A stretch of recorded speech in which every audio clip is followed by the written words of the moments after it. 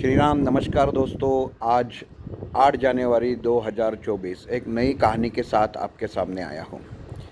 कहते हैं हर इंसान को ज़िंदगी में हार से डर लगता है। ज़िंदगी में वो कभी हार नहीं चाहता, लेकिन जब फूलों के दुकान पे जाता है तो हार ही मांग के लेके जाता है। एक राजा जिसे पुत्र प्राप्ति नहीं हो रही थी, कोई अपत्य नहीं था, बहुत उपाय कर चुका था। तो एक मांत्रिक ने उसे बताया कि एक राज्य में कोई ऐसा बच्चा ढूंढो जो पवित्र हो, मन से अच्छा हो, उसका बलि दोगे तो आपको पुत्र प्राप्ति हो जाएगी। राजा बोलता है ठीक है, अपने सेवकों को बोलता है कि ऐसे बच्चे को ढूंढ के लाओ।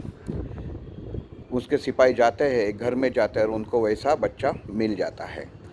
उनके घर वालों को राजा बुला के लाता है और उन्हें बहुत सारा धन देता है। गरीब घर का बच्चा होने की वजह से उसके माता पिता भी बोलते हैं कि ये किसी काम का नहीं है, चलो इसको बेच देते हैं तो कम से कम पैसा तो अपनी ज़िंदगी तो अच्छी गुजर जाएगी। और वो बच्चे को राजा को सौंप देते हैं। राजा बच्चे को दरबार में दाखिल कर लेता है और प्रतीक्षा करता है बलि के दिन की। और बलि का वो दिन आ जाता है। राजा वो बच्चे को मिलने के लिए जाता है। बच्चे को पूछता है कि बेटा तुम्हारा कोई आखिरी इच्छा है क्या। बेटा बोलता है कि हाँ महाराज, मुझे थोड़ी सा रेत ला के दो।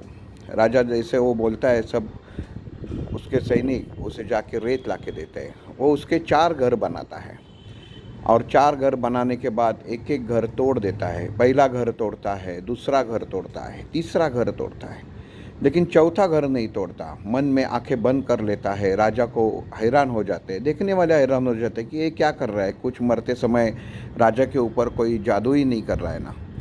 राजा उससे पूछ लेता है कि तुमने क्या किया, तुम मुझके ऊपर कुछ जादू टोना तो मरते मरते नहीं कर रहे हो। तो बोलते नहीं महाराज, मैंने ऐसा कुछ नहीं किया। तो राजा पूछते हैं तो तुमने क्या किया हो। बोला मैंने 4 घर बांधे थे। जो पहला घर मैंने तोड़ा वो मेरे माँ बाप का था, जिनका कर्तव्य था कि वो मुझे पाल पोस कर बड़ा करे, लेकिन उन्होंने मुझे ठुकरा दिया, आपको बेच दिया, इसके लिए मैंने वो घर तोड़ दिया।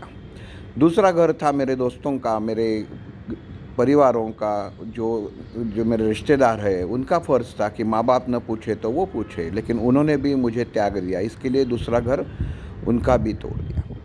और तीसरा घर था वो आपका था। आप राजा है, प्रजा की रक्षा करना आपका धर्म है, लेकिन वो धर्म आपने निभाया नहीं, तो मुझे आपके ऊपर भी भरोसा नहीं करके मैंने तीसरा घर तोड़ दिया।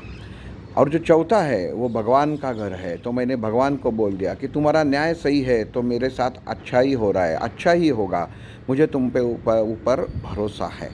इसके लिए मैंने उसको नमस्कार किया। राजा की आंखें खुल गई। राजा देखता है कि मैं जो करने जा रहा था वो एक पाप था। ये पवित्र मन के बच्चे का अगर मैं बलि दे देता तो भी मुझे बच्चा हो जाता, इसकी क्या गारंटी।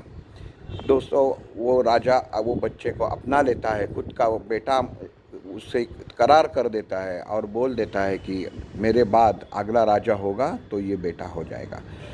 दोस्तों, कहानी का सारांश ये है, ज़िंदगी में भगवान के ऊपर भरोसा रखो। कभी भी कोई भी क्षण में, ज़िंदगी का अंतिम क्षण भी किसी का अगर आता है तो उसे भगवान के ऊपर भरोसा रखना बहुत ज़रूरी है, क्योंकि भगवान सही न्याय देता है और जो मुसीबत आते हैं उससे बाहर निकाल देता है। मेरे सब दोस्तों को, आज हम लोग देहरादून में सेमिनार के लिए जा रहे हैं, सबको शुभकामनाएं।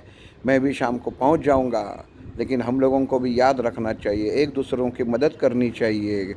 कभी कभी ऐसा करते हैं कि एक दूसरे की मदद करे बिना हम लोग खुद के बारे में सोचते हैं। तो ऐसा आज हम लोग सब मिल रहे हैं तो ये एक सोच लो कि अगर हम लोग दूसरे की मदद करते तो भगवान अपनी भी मदद करेगा। और इतना सामने वालों को मदद करो कि आप जब कोई बर्तन उसको साथ सामने लेके जाए तो उसको मन में प्रश्न उत्पन्न हो जाए कि ये मेरे पास मांगने आया है या किसी को बांट के आया हुआ है। तो ये आज की कहानी थी। शाम को मिलेंगे। जय श्री राम।